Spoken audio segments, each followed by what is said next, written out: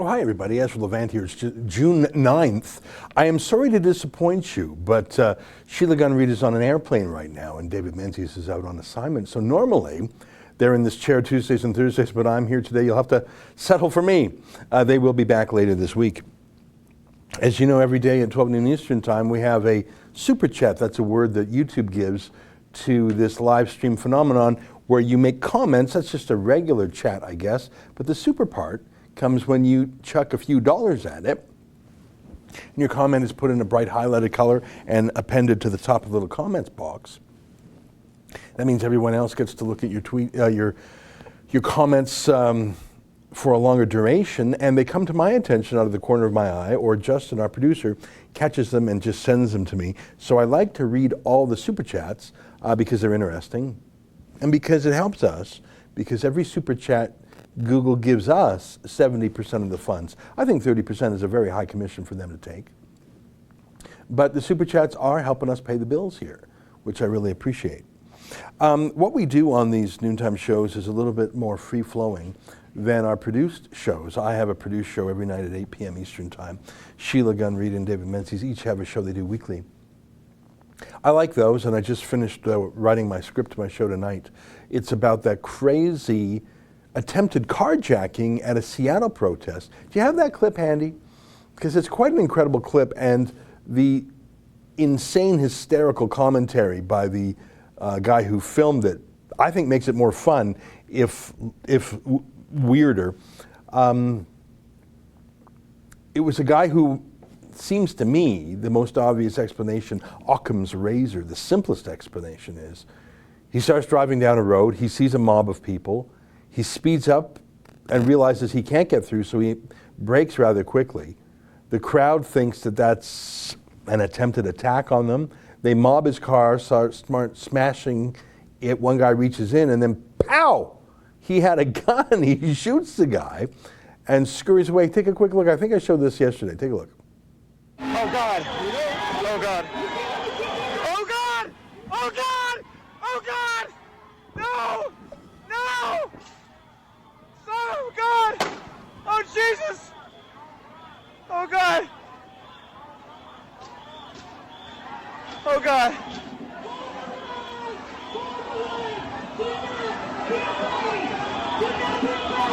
Oh, Jesus! Oh, no! Oh, God, he's got a gun! Oh, Jesus Christ! Oh, Jesus Christ!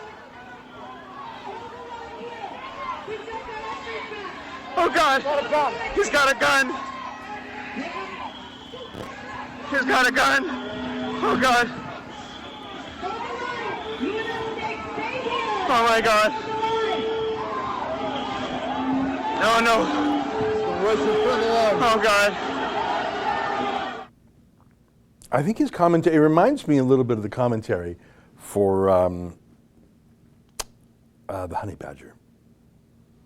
It's a little bit over the top. And you shouldn't laugh, because the guy got shot. He's okay. It sounds like the bullet just broke his arm, and that's no fun. But the guy got shot and fell down.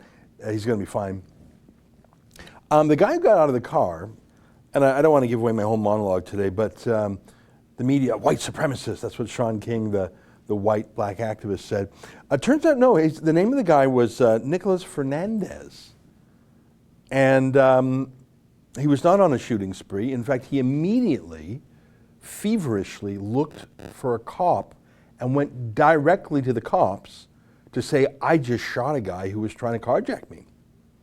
So he himself is being charged. But he wasn't running anybody over. He didn't run anyone over. He sped up a bit, saw that wouldn't work, stopped the car. They mobbed him anyways. He shot one guy and made his way to the cops. I don't think he tried to hide himself in any way. I don't even think that would work. It was obviously his car. They would identify it. He wasn't wearing a mask. He would have been identified within moments. So yeah, very interesting story there. I think that the video shows exactly what he says happened. They tried to carjack him.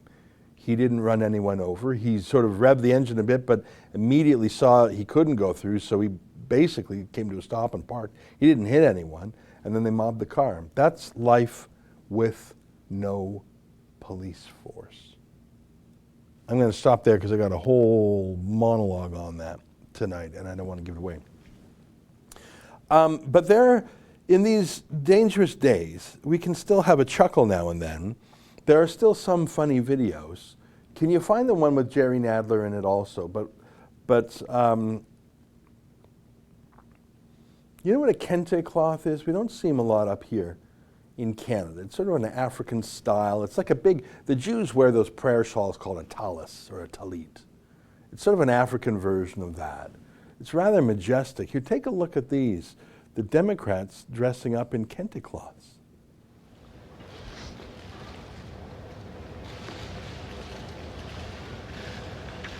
And there's Jerry Nadler. He can't bend down.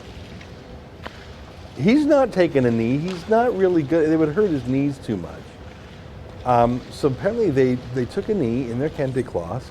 Jerry Nadler's wearing his like a Jewish talis, Jewish prayer shawl. And they're all posing. We were told that cultural appropriation is bad on Halloween, but for these white liberals, it's absolutely proof that they deeply, deeply care about black people, even if the problem, and that lady's checking her cell phone because, you know, she can't go 8 minutes without checking the phone. Did you see that lady there just before they went to check Schumer there? Can you scroll that back? She was checking her cell phone. She couldn't turn her phone. Look at Gerald Nadler. He's the spherical fella. But about 20 seconds before the end there was a lady. Yeah, you see the lady behind, that's Nancy Pelosi. You see the lady next to her? She's holding her phone, but she's going to check it. She's checking her phone. She's checking her phone. She's checking her phone. She couldn't wait. Like, it's not even just that it was a moment of silence, which she obviously didn't care about. It was a photo op moment of silence. Like, put your phone away for 8 minutes just to pretend you care. Or is all the caring necessary? The Kente cloth. Tariq Nasheed, who's a black identity activist, I find him fascinating. I absolutely don't agree with everything he says, but I probably couldn't name you anyone I agree with everything they say. Can you call up Tariq Nasheed's feed? He had a lot of laughs at the expense of these Democrats. Can you find some of his comments about the Kente cloth? He's really funny. He talks about the difference between being black, which is a skin color, a race, but it's not actually a race, it's a skin color. Black is a color. And what he calls ADOS. See, here he says, listen, black people, forget about the Kente cloth. What's up with our reparations? Nancy Pelosi and Jim Clyburn, well, they're doing a fancy dance. Can you scroll down and find a really funny one? Like, he's just so lippy and funny. He talks about tangibles, but not for, yeah, look at this one. After Nancy Pelosi takes that Kente cloth off, it's going to be back to business as usual. Driving Miss Pelosi. As in, he's a black man, Tariq Nasheed, who is not easily placated. Now, maybe he's impossible to placate. He talks about tangibles or reparations, but not just for anyone. He used that phrase, ADOS, American descendants of slaves. I think, frankly, a slightly more accurate way would be descendants of American slaves. So, for example, if you were a slave in Haiti 300 years ago, they had a slave rebellion there, obviously very famous. If you were enslaved by the French, if you were enslaved by the Dutch, by the Spanish or the Portuguese, by the Belgians, do you have a claim against the United States of America? Of course not. Why it doesn't make any sense.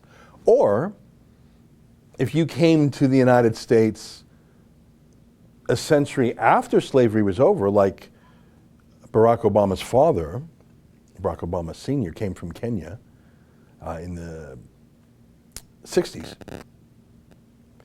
or was it the 50s? Why would you have a claim for reparations? You were in Kenya until just a few years ago. So Tariq Nasheed has a great distinction between blacks who he calls foundational black Americans, FBAs. He's got a whole terminology, a whole vocabulary. And I find some of it persuasive. It is true that blacks built America through slave labor. And if you read Lincoln's second inaugural, it's just chilling. He talks about how the Civil War basically evaporated all the wealth from slavery was destroyed in war. And all the bloodshed of the bondsman's lash, I think is the phrase Abraham Lincoln said, was paid again in dead Americans in the Civil War. I think that's awful, and it's true. It is true that there's a moral difference between being a descendant of an American slave and just someone who arrives by plane in 2020 and says, "Hi, I'm here, I'm a minority, where's my reparations?" I think the concept of reparations is very dangerous. Barack Obama has no claim whatsoever, him being half Kenyan and half white. But let's say you were half African American, foundational black American, and half slave master. Do you have to pay reparations to yourself?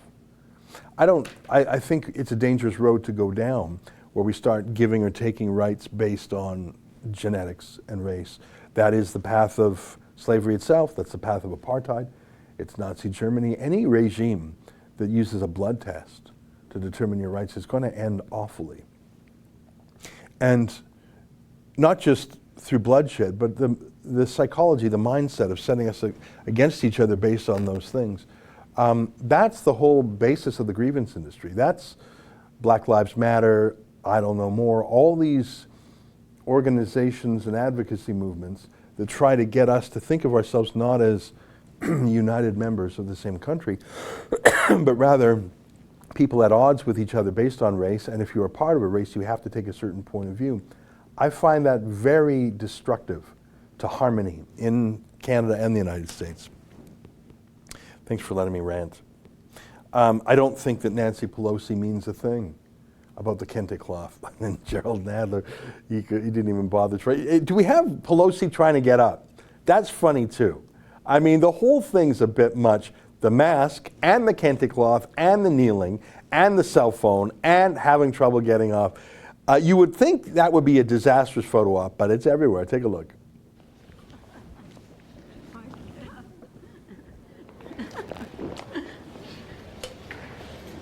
It's better not to have on high heels.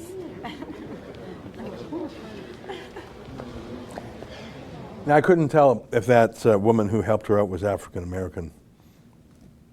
I don't know. Our David Menzies went to the Black Lives Matter protest in Toronto. Of course, during slavery, we were our own thing, right? I mean, it was all British North America, and then the 13 colonies revolted. It was an American Revolution. People who were loyal to the British king fled north to Canada, and those were called United Empire Loyalists.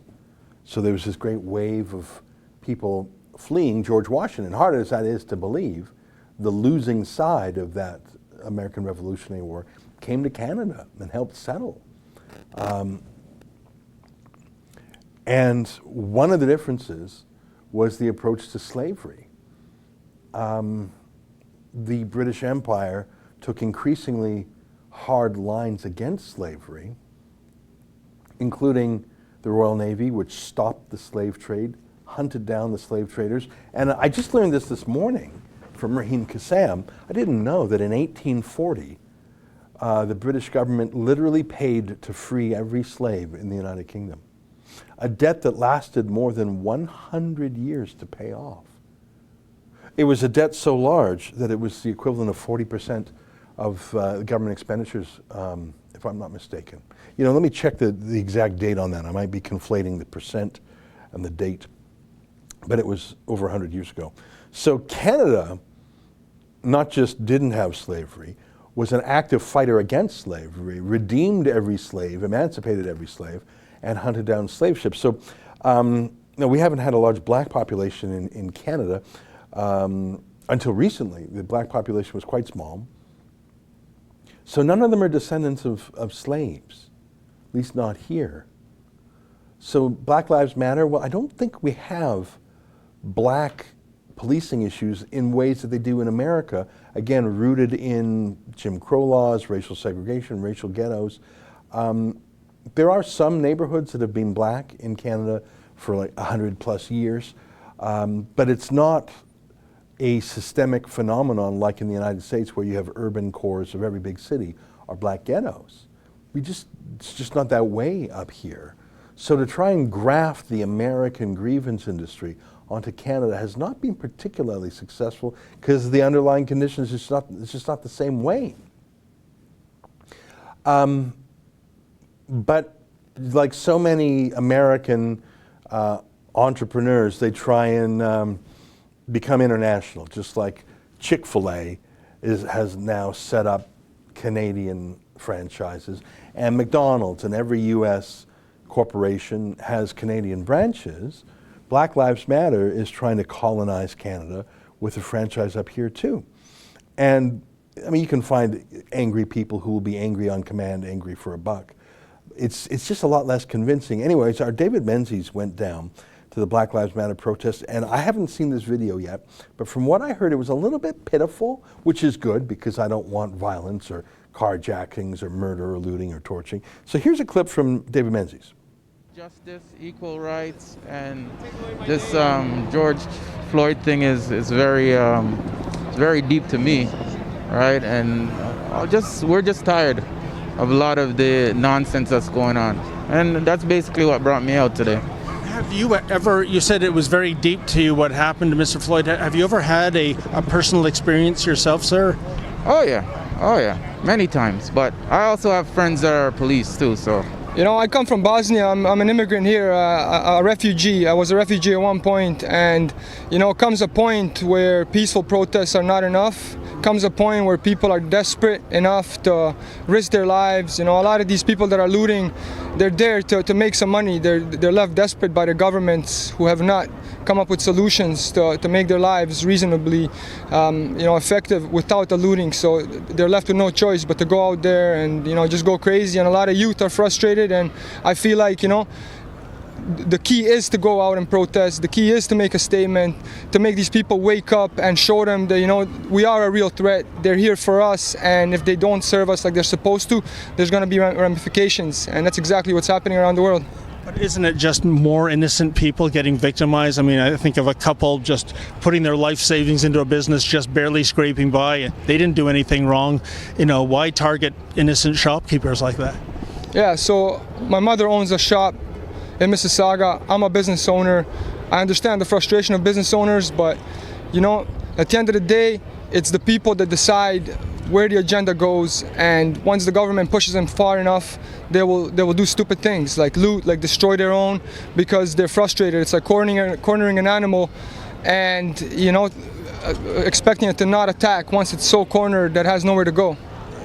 Oh my goodness, I met you guys at the Antifa light.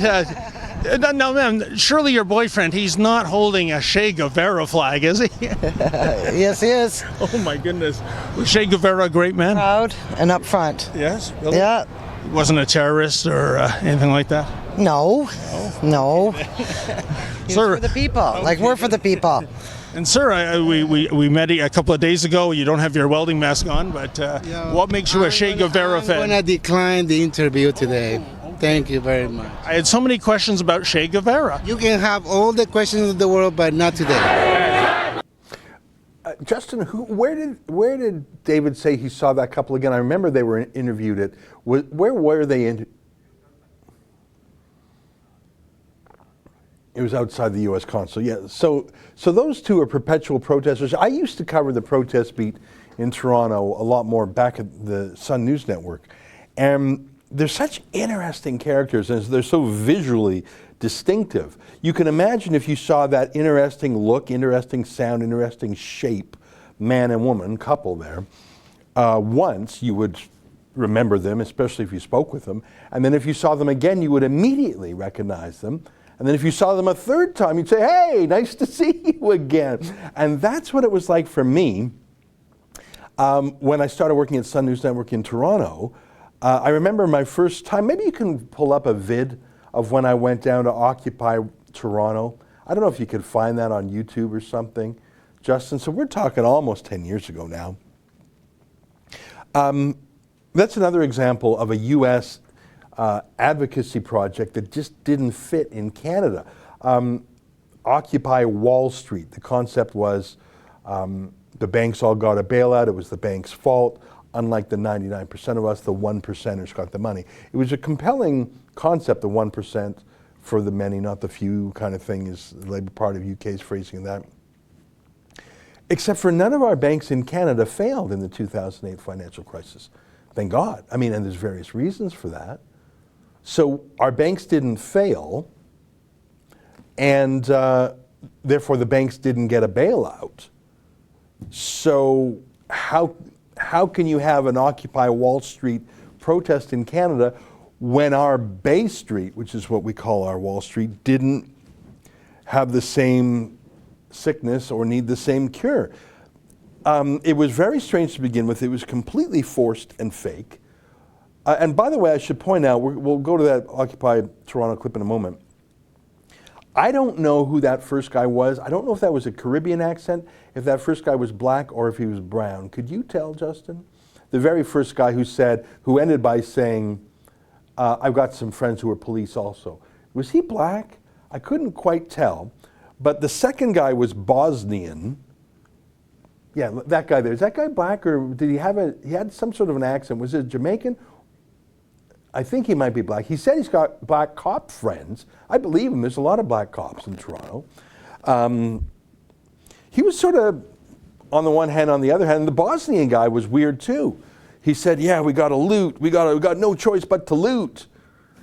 And then David, who's so friendly, talked to me, said, oh yeah, but my mom has a small business and I'm an entrepreneur too. And choose a lane, buddy. And by the way, sorry to mention it, you're not black. You're not black. I hear in my ear that we've got a clip of one. Now I haven't seen this clip in years. I just know that I was thinner and had more hair. But this is when I went to the Occupy Toronto place for the first. So this is, I think, really my first big protest I went to in Toronto. And okay, I'm hearing in my ear from Justin that this is actually the second time I saw these. Play a clip. If it's the wrong one, it's probably fun anyways. Take a look.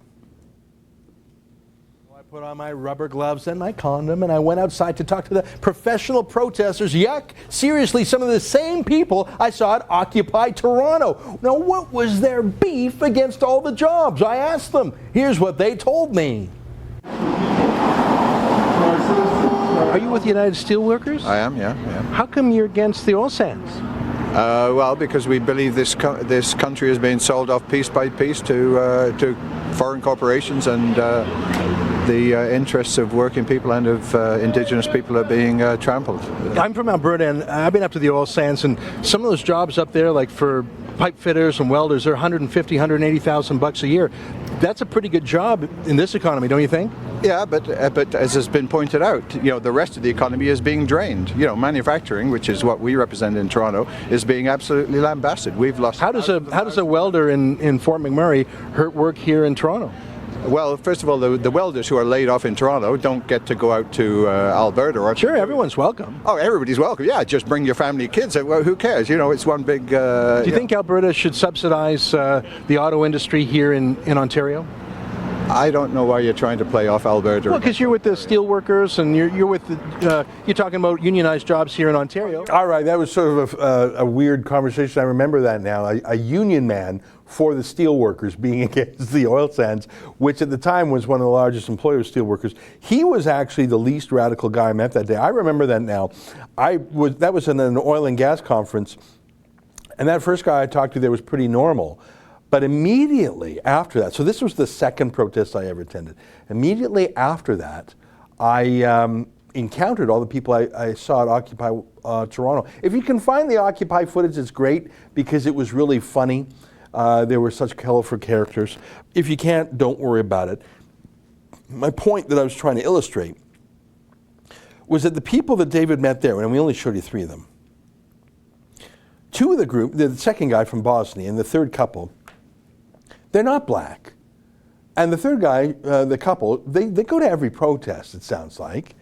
They really don't know what they're talking about. They don't have some deep-seated underlying grievance. And the first guy, he says he's friends with cops. So you're not dealing with people who for generations have been on the wrong end of the stick. Generations have, seethed against race-based policing. And the first guy, I think he had an accent, which tells me that he's a newcomer to Canada anyways. So that's not someone who for generations has been discriminated against. In fact, he's having the time of his life. Same with the guy from Bosnia who sounds like, says from Bosnia. So they haven't even been around Canada to have some long-standing grievance. And he says that we saved his life, if in fact he was a refugee from Bosnia.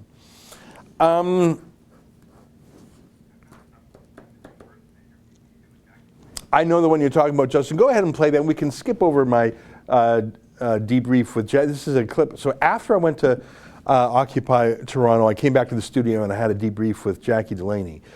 We can skip over that part because the fun part I want to show here, Justin, is the actual field. So, just play a little bit of that and then skip ahead. I just want to show people what it was like. This is about 10 years ago now. So I was thinner, my hair there was more of it, and it was darker. And I was having so much fun out there because I just thought, what is this Occupy Toronto business? Take a look. All of your viewers know the truth about the New World Order, the global banks, the secret government, and everybody knows about the FEMA camps. We all know they're planning a mass genocide. This is no longer a political issue, people. This is a wake-up call for humanity. And is the genocide going to happen in Canada or just in the States where FEMA's based?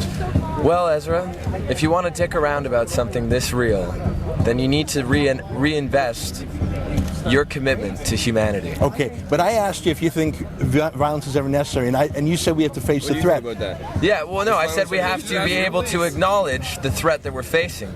And so I'm sure you can relate to... I'm having some trouble relating, I gotta be honest with you. Really? As a Jewish man, you have trouble relating to trying to prevent a Holocaust? I don't see a Holocaust imminent, at least here in Canada and the States. Do you? Well, back in Nazi Germany... That guy was just a standard paranoid conspiracy theorist, and FEMA camps, FEMA stands for the Federal Emergency Management Agency, that's the United States. I liked that guy, because at least he had a lot to say. I think he was wrong on most things. But can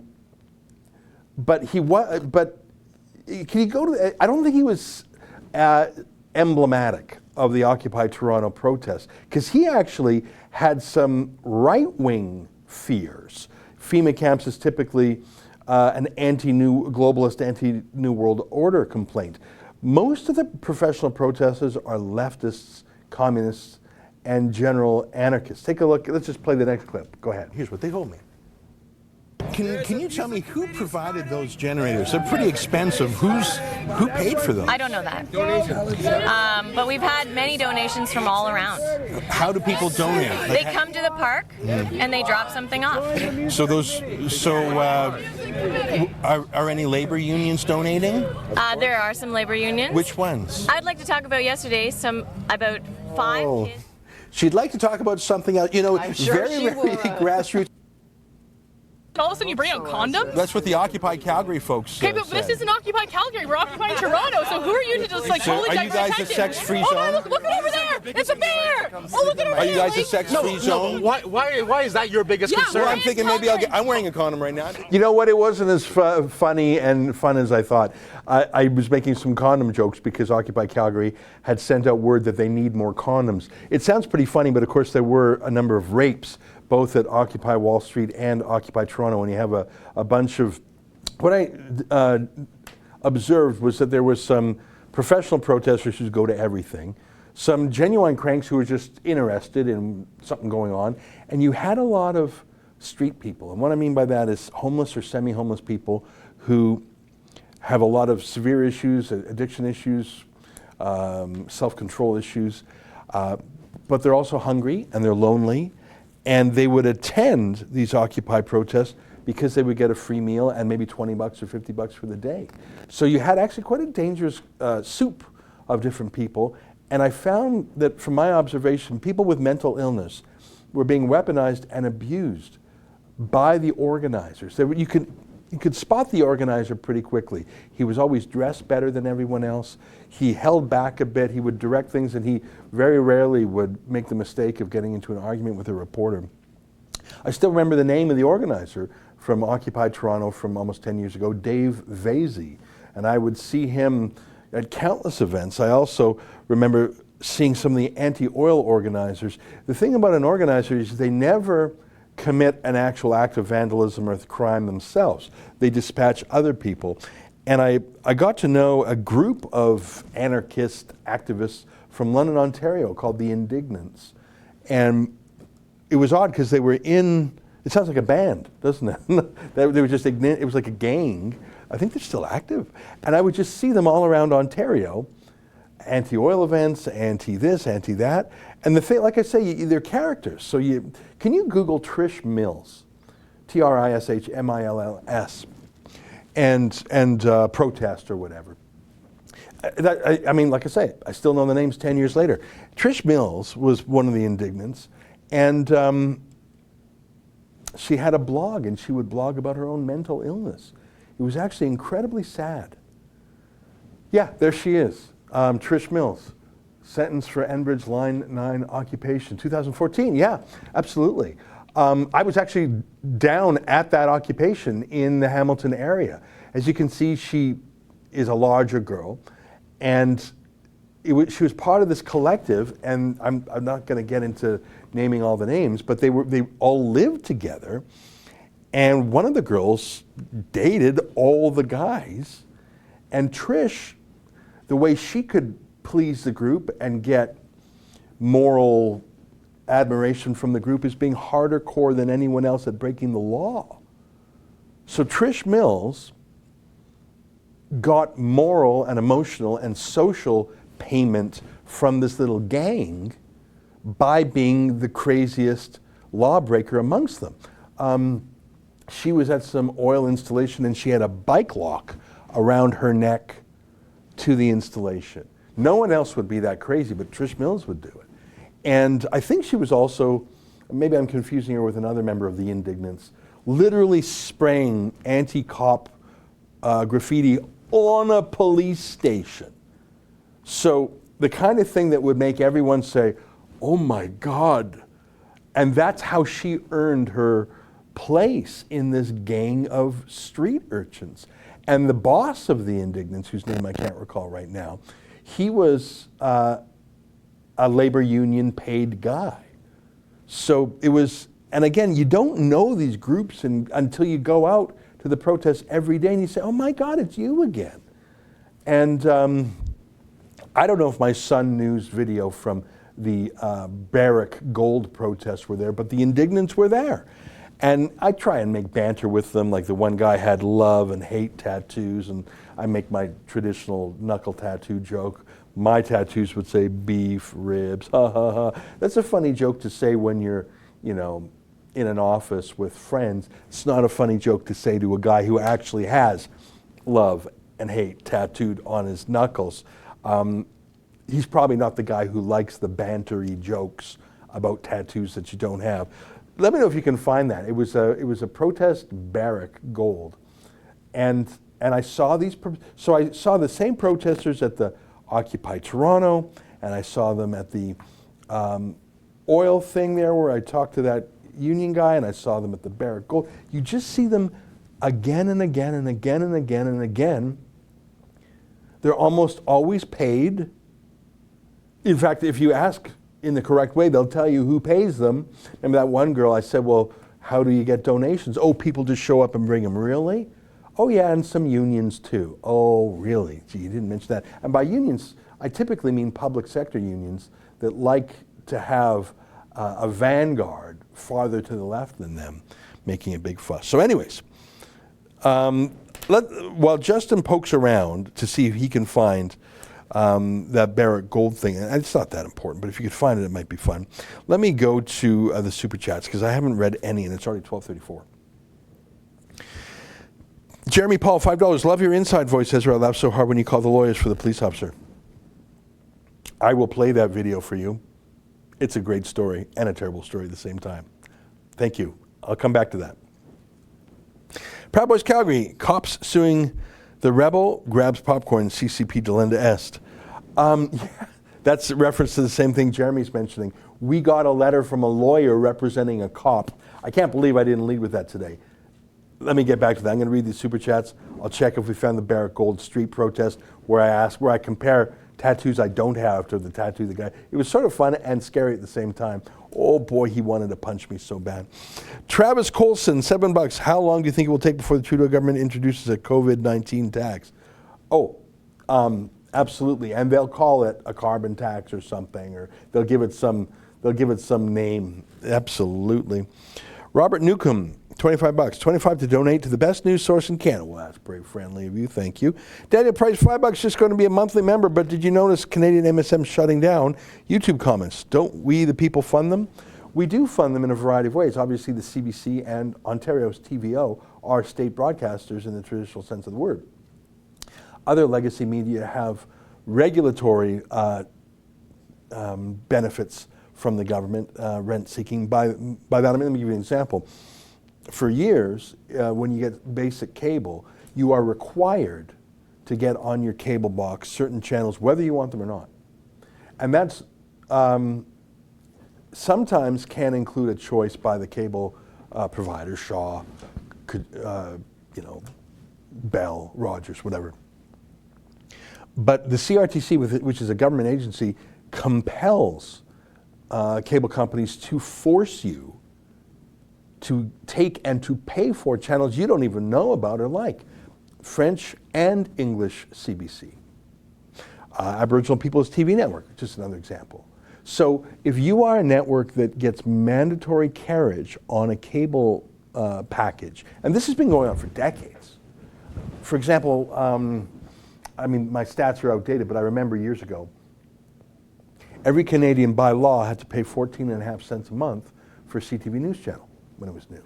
And I think the number was like 54 cents or 64 cents a month for CBC News World, on top of the government grants they get. So whether you wanted it or not, whether you watched it or not, the government would compel you, or actually would compel the cable companies, to force all customers to get those channels. So those channels could say, oh no, we don't get a government subsidy. Well, the government has commanded cable companies to force Canadians to subscribe to you at a government-established rate. I'm going to call that a subsidy. I'm going to call that government support. It just is. Kevin Nagel, $21. It's sure easy to see the mainstream media in Canada, CTV and CBC, falls right in line attacking Trump and acting like the Black Lives Matter movement is the poor victim 100% of the time. Well, see, to give a simulation of holding power to account, to pretend and to fill that emotional and rhetorical void of, are you not criticizing power? Are you not holding power to account? They don't touch Justin Trudeau. They turn all their scrutiny, skepticism, and opposition to Donald Trump, who is not our president. And that gives a psychological excuseology for why they don't go after Justin Trudeau. Justin Trudeau has been self-hiding at home for 2 months until he went out to take a knee in public, breaking all of his own advice about social distancing. So instead of criticizing that, the criticism is turned on Trump, so it gives the simulation of, oh, we're speaking truth to power. No, you're not. You're never criticizing our own leadership. Imagine if Donald Trump had Canada's bootlick journalists in his press conferences. And imagine if Trudeau had Trump's pack of jackals from his news conference at Trudeau's. Rebecca Bull, $5 so the cops are gone, and what will happen at hospitals, ambulances, and firefighters? Oh, exactly right. There are places in Sweden where the fire department refuses to go in unless they have a police escort. There are places in Sweden where police only go in 2 at a time because the second car has to guard the first police car when it's parked, otherwise it'll be stripped and destroyed. Same thing in parts of France, obviously. All right, I'm going to check with Justin. Did you find any of those Sun videos or no?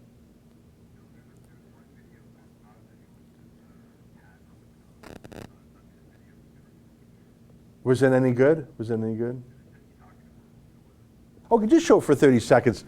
So, by the way, all our Sun News videos, when Sun News shut down, they basically deleted that stuff. I should tell you that when Sun News shut down, they had 400,000 likes on their Facebook page, an enormous number, especially for 5 years ago, and they spent a lot of money on it. And I wrote to the CFO of Quebecor. I said, hey, you've got an amazing Facebook page. Let me buy it from you for cash. And I said, look, you're losing money, you're shutting down the Sun. You've clicked delete on the Facebook page, you got 400,000 followers, if memory serves, I might be wrong on that. I said, let me pay you money for that. I think I offered them 40 grand. And they just said, no, we don't want the money. I said, you just lost $50 million on Sun News. This is 0.1% of that, but at least it's something. No, they wouldn't take my money to save the Facebook page, which we would have loved. Anyways, they shut down a lot of things, and so a lot of great Sun videos are no longer out there. But it sounds like Justin found a video. Oh, yes, Sakura Sanders. I know who you're talking about. So, yeah, Sakura Sanders is another professional protester. I would see her all the time. And she was paid to protest. She admitted that to me once. So this is not my film. This is someone else filming my encounter with her. It's probably very negative. Let's take a look. It's all golden money for you, isn't it? I mean, you still haven't told me how much money you got paid for your protest today. I've actually never been paid anything. I'm a volunteer. You get thousands of dollars. No, we raised money so that we could pay for things. Did you get paid in silver or gold? I want to talk about how destructive barracks binds are across the world and how unnecessary this evil is. Well, and so apparently 20,000 people. That was a great one. I think that was right at Queen's Park. So Sakura Sanders, I asked her how much money did you get paid, and she admitted she got paid. But I said, well, how much did you get paid and by whom? And she wouldn't say. She was a paid protester. Doesn't that tell you all you need to know? All right. It's 12:42, and I'm going to take up a lot of time the rest of the show. I want to play the bulk of Sheila's next video because it's a couple days. Was it Monday? Was it yesterday? No, it was Friday. On Friday, I got a letter in the mail, snail mail, from New Brunswick, which I love New Brunswick. I haven't been there in way too long. It is so friendly. You think, well, everyone's friendly. People are friendly everywhere. I mean, people are people. New Brunswick is extra friendly. I think Newfoundland is the friendliest place in Canada. I don't know how you could possibly argue with me on that. I don't know if it's possible. In fact, it's so friendly, I would be worried that if a friend went there, they would say, this can't be, this is like they're putting it out. No, it really is that friendly in Newfoundland. Now, Manitoba, their own provincial motto, or at least their license plate is Friendly Manitoba, and it's hard to dispute. I think Albertans are friendly. There's some wonderfully friendly people in Vancouver and in British Columbia. I would say people are friendlier outside of Vancouver. I think Vancouver Island's friendly. Montreal, I don't know if it would call itself friendly. Quebec City, sort of friendly. I don't speak Quebec French very well. The North, sort of friendly. But New Brunswick is friendly. Thank you for that 5-minute detour on who's friendly and who's not. So I get this letter from New Brunswick. I'm excited. I don't get a lot of letters from New Brunswick. I open up the letter. It's one page. Okay, good. I don't have a lot of reading to do. It's from a law firm in New Brunswick. Okay, I used to be a lawyer. I can read legalese. It's a very short letter. But my friends, this letter is not friendly. This is not a friendly letter at all.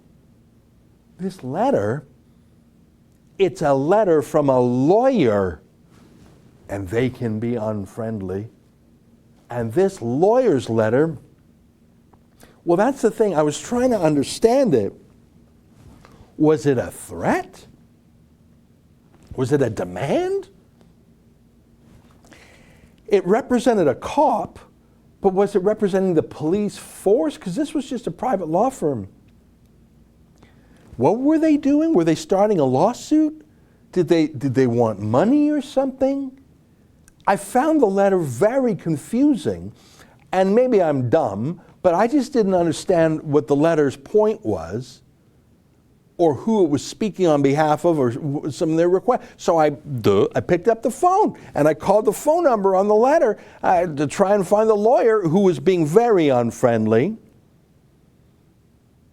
And I got through to a lovely woman at the law firm, the receptionist. I mean, receptionists by nature are a friendly breed, right? I'm talking about receptionists even in Toronto. Well, you got a receptionist in Hampton, New Brunswick. Friendly is her middle name. She's very friendly. I said, can you put me through to the lawyer who wrote this, please? She said, one moment, please, just hold. I said, oh, I will hold.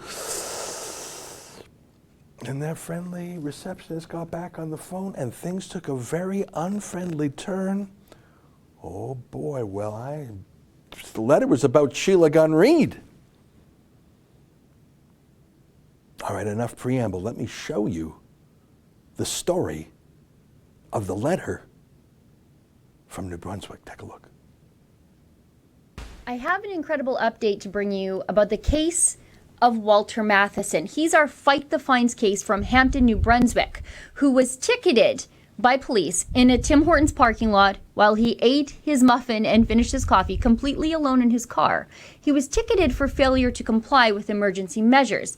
The thing is, Walter did try to comply, but the police officer then stopped him and ticketed him nearly $300 after Walter said, "This is still a free country." This country is still a free country.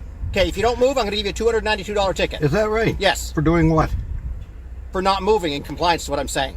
And the cop involved, well, he got particularly abusive, even swearing at Walter at one point. There's your ticket. Leave the parking lot now, sir, or else you get another one. Next one goes up to $1,000. Really? Yes. You can get up to $10,000. How many have you given out today? You're the first. Well, I feel so good about You're lucky. that. You're the first. You're the first asshole I've had. However, Walter brilliantly recorded the interaction and then he gave it to us. Now, I hate being part of this story. I really do. But today, I'm part of the story because we've now received a legal threat letter on behalf of the cop who ticketed Walter. I want to read this letter together with you, and I'll stop as I'm reading to point things that I notice out to you, if that's okay, because I am almost 100% certain this lawyer did not watch the video or read the accompanying website article before firing off this bullying and threatening letter to us at Rebel News. Okay, here it goes. Dear Sir or Madam, regarding Constable John Thompson and article, aggressive bullying by the police. Now, I just want to point out that she got the address wrong. She spelled Eglinton wrong. It's Eglinton, not Ellington. Not off to a great start. Please be advised we represent Constable Thompson with respect to the above cited matter. We understand one of your reporters named Sheila Gunn Reid published an article, aggressive bullying by police. The grammar here, it's not great for a legal letter. There are extra commas just hanging around all over the place. We understand your reporter recorded a conversation without the knowledge of Constable Thompson. No, you definitely don't understand that because I didn't do that. Next time, watch the video before sending off a letter about how bad that video is. I say repeatedly in the video that the recording of the interaction came to us by way of Walter Matheson. He recorded his own interaction with a cop and then sent it to us. I definitely wasn't on the other side of the country, sitting in a Tim Hortons parking lot with a man I absolutely didn't know at the time recording an interaction with a cop. However, even if it were true that I was, and it's definitely not, that's crazy, how does that change anything? It's not illegal to record someone. And it doesn't change the fact that the cop did behave poorly and unprofessionally towards Walter, even swearing at him at one point. You're the first asshole I've had. Then the lawyer tells me that I'm mean, kind of. This is unacceptable. Why? It's not illegal.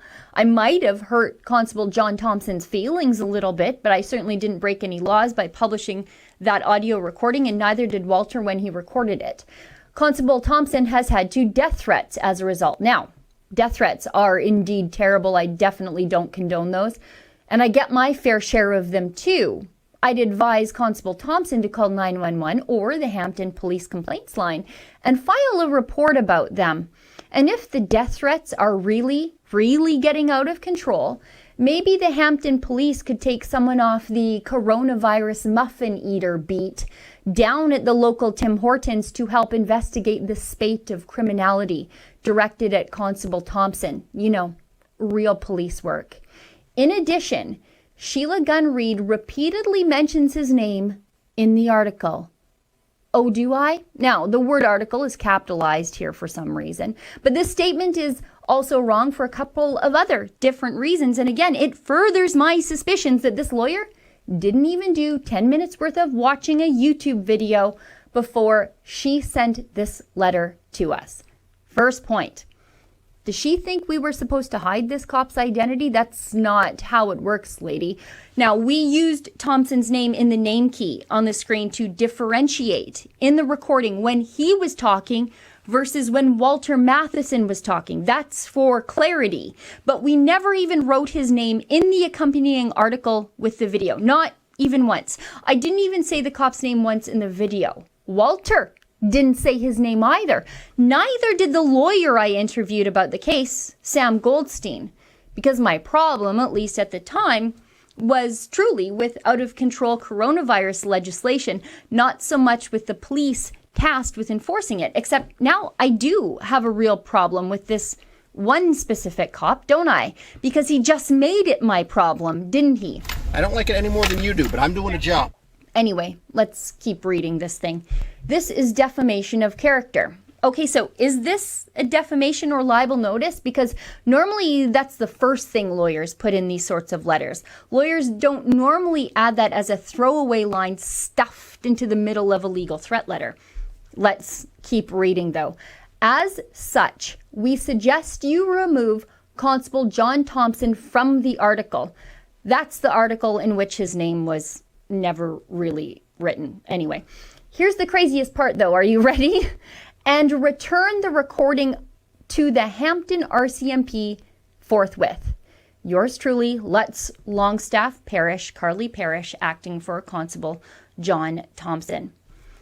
This lawyer is demanding that I give my journalistic materials over to the RCMP in Hampton, New Brunswick. That's not how it works, sister.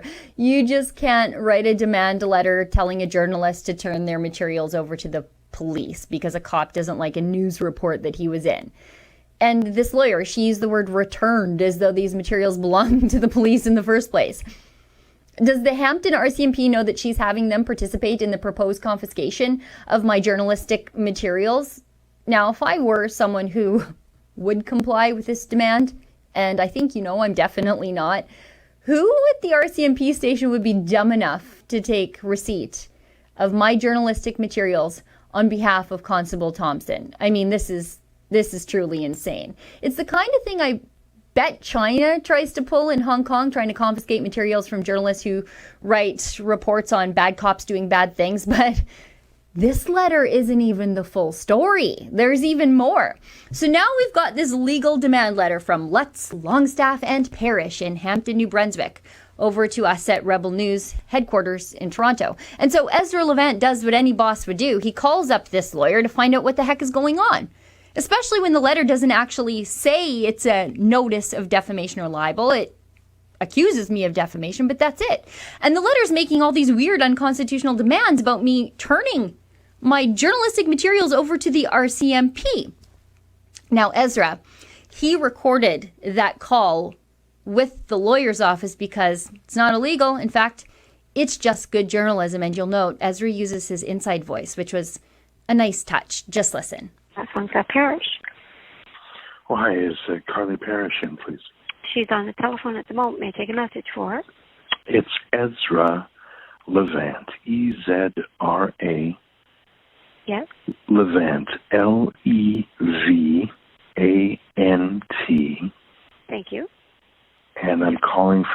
Rebel News, Yes. and I'll hold. Okay. And may I have your telephone? Oh, your telephone number, just in case if I lose you. Oh, you won't lose me, I promise. Okay. Thank you. One moment, please. Thanks. Hello, Mr. Levant. Hi. Carly declines to the conversation with you. Thank you, and have a good day. Okay. Hang on here. You just sent us a legal threat letter wanting me to comply, to turn over my materials to the RCMP and remove any mention of this cop's name from the report, even though it's a concrete fact that belongs in the report. In fact, it's one of the 5 W's of basic journalism. And then you decline to take our phone call about the threat letter? What if we were calling to say that we were going to comply, which we aren't? But what if we were? I think this legal firm just expected this weird letter to be enough to scare us into complying. Well, it isn't. And they would have known that if they had watched the report to see that we have a high-powered legal team that includes Sam Goldstein, a bencher with the Law Society of Ontario. Because besides obviously not taking the 10 minutes to watch the video I made about Walter Matheson, this law firm might have Googled our legal battles, where in the past I refused to be intimidated by Rachel Notley's elections cops, where we took on Justin Trudeau's debates commission and won, where we took on Rachel Notley for banning me from the Alberta government press conferences. We won that one too. So I guess what I'm saying is, bring the noise, Constable John Thompson and the lawyers from Lutz, Longstaff and Parrish. Let's rumble. Because this letter that you sent us, this proves my original thesis about Constable Thompson. Constable Thompson, you're a bully. You bullied Walter Matheson in a Tim Hortons parking lot, and now you've hired a lawyer to bully me too. But it didn't work on Walter Matheson, and it won't work on me. For those of you who want to see my full report on Constable John Thompson's behavior towards Walter Matheson, please go to fightthefines.com. And if you want to help Walter fight the fine Constable Thompson gave him, you can do that too at fightthefines.com. This isn't over yet. It's so far from over. I'm going to bring you all the news as it unfolds. For Rebel News, I'm Sheila Gunn-Reid. Do you see my point? That receptionist was quite friendly, and I was using my inside voice. I talk like this when I'm on the phone, and I want to be not scary. Maybe it makes me more scary. Maybe it's too sexy. It's my inside voice. You know, I used to work, I won't say where, when I was an intern, and I would try and use my inside voice, but then I would get on the phone, I would get excited, and I would start to talk like this, and I wouldn't even be, I would talk, and then out of the corner of my eye, I would see my boss would close his door, call, like the big boss, and then he'd call my boss over to his office, they would have a conversation, and then my boss would come over and say, Ezra, indoors voice, use your inside voice. So I try to use my inside voice, but I forget. So when I called up this law firm, I was using my inside voice. Hi, it's Ezra Levant. And so I was just trying to be quiet. Like I don't, hey, I didn't want to do that, you know? And am I right about the receptionist being so friendly until she was instructed to be mean, which was against her own nature, I'm sure. Can you believe that story I just told you? We posted that yesterday. It's had almost 100,000 views since. That's, you know, what they call the Streisand effect. You know where that comes from, right? Barbara Streisand has a lovely home in Malibu overlooking the ocean. And someone was photographing the entire shoreline and just happened to have a photo of Barbara Streisand's home. And like no one was looking at these photos online. Well, Barbara Streisand did, and she was mad about it, and she got her lawyer to be mad about it, and they sued. And the court found that literally Barbara Streisand's lawyer and law firm was responsible for almost all the views of that photo.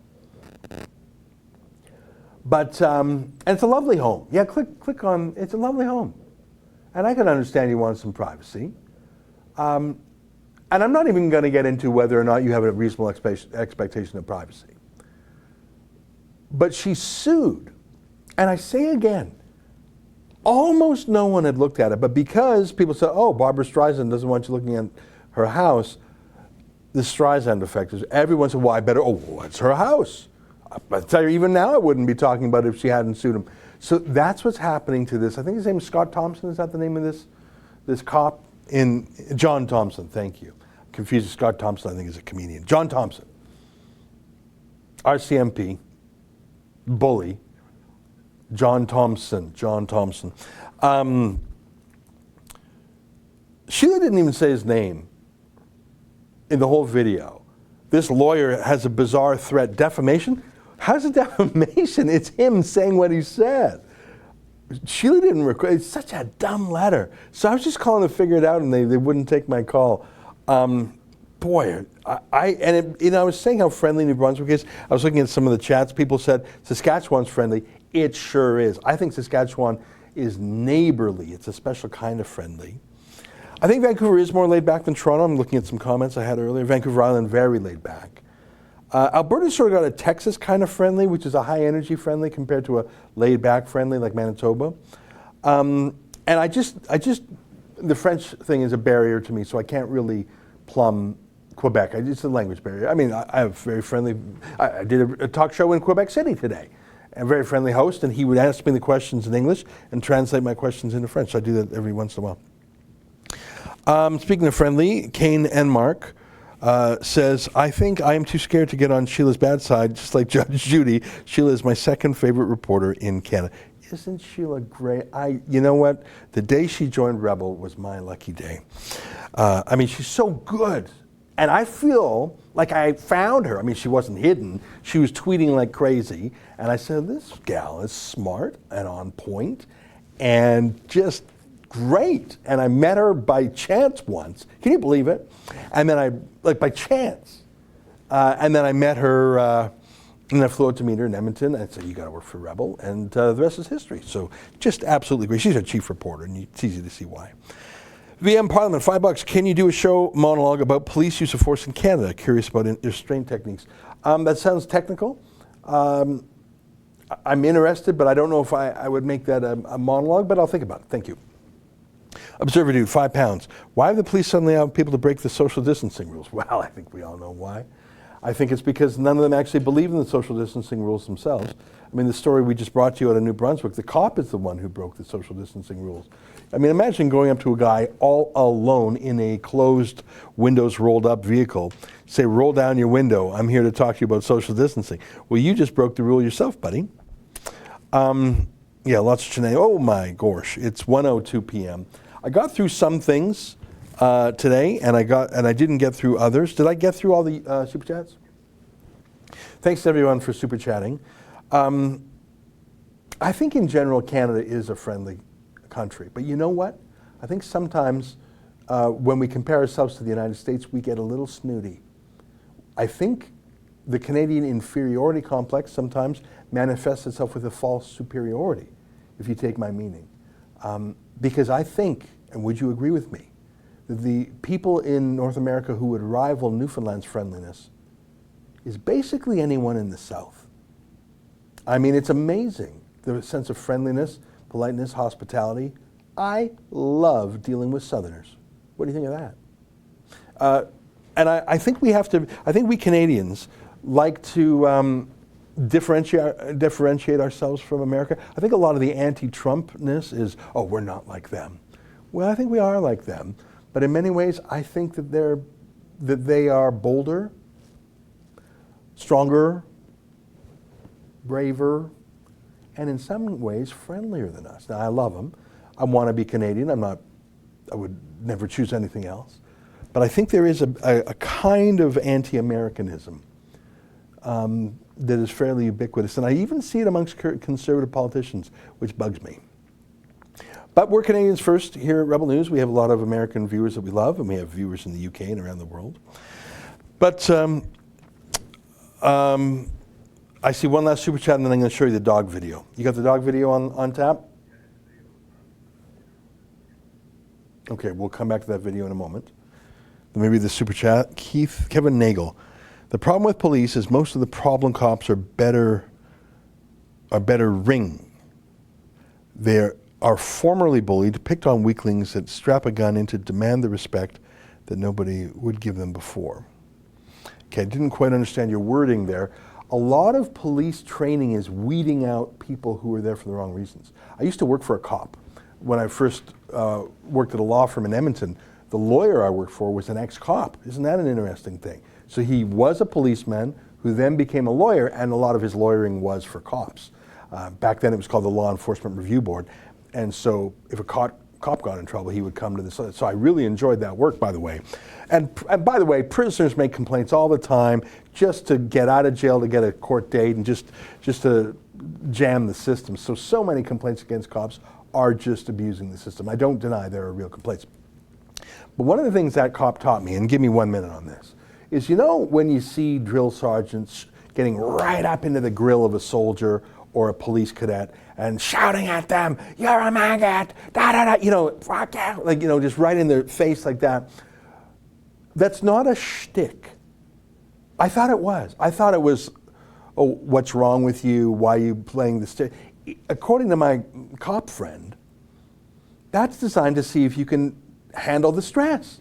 Because you go out on a 911 call, you'll have a kid crying there, you'll have someone who doesn't like cops taunting you here, you'll have someone right up to you swearing at you, you'll have all these stresses, and guess what?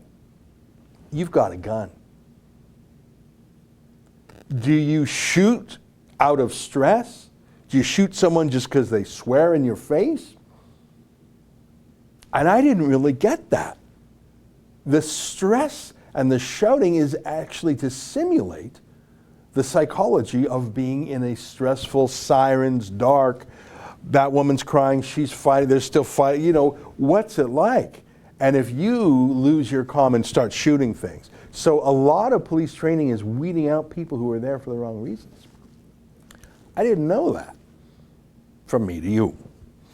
All right. Now, in my ear, I hear that this dog video may involve The Office. So I haven't seen this yet. Hopefully it's not too embarrassing. Our reaction every time the doorbell rings. Okay, let's take a look. What is that? Oh my goodness! Wow! Uh-oh! Say thank you. Say thank you.